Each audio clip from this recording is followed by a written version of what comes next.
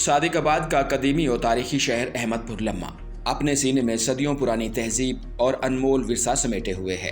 تاریخی اہمیت کے اعتبار سے یہ علاقہ ایک نمایاں مقام رکھتا ہے اور اسی ورثے کی وجہ سے مقامی طور پر 1870 میں تعمیر ہونے والا رنگ محل احمد پر لمحہ کی پہچان سمجھا جاتا ہے۔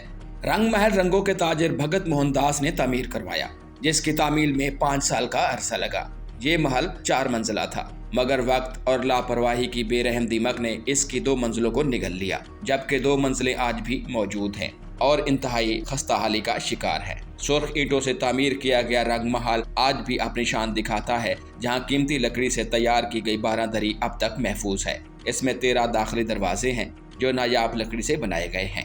بالائی منزل تک جانے کے لیے ایک بل کھاتی لکڑی کی سیڑھی موجود ہے جو اس عمارت کی پرانی فنکارانہ طرز تعمیر کی یاد دلاتی ہے۔ رنگ محل کی چھت پر خوبصورت رنگوں، گلکاری، نقاشی اور شیشے کا ایسا دلکش امتزاج ملتا ہے جس کی مثال آج کے دور میں بھی بہت کم ملتی ہے۔ گزشتہ ادوار میں رنگ محل کے چاروں کونوں پر شام کے وقت چراغ روشن کیے جاتے تھے۔ ان چراغوں کی روشنی میں رنگین چھتیں اور منظر ایسا طلسماتی تاثر دیتے کہ دیکھنے والے مدتوں یاد رکھتے۔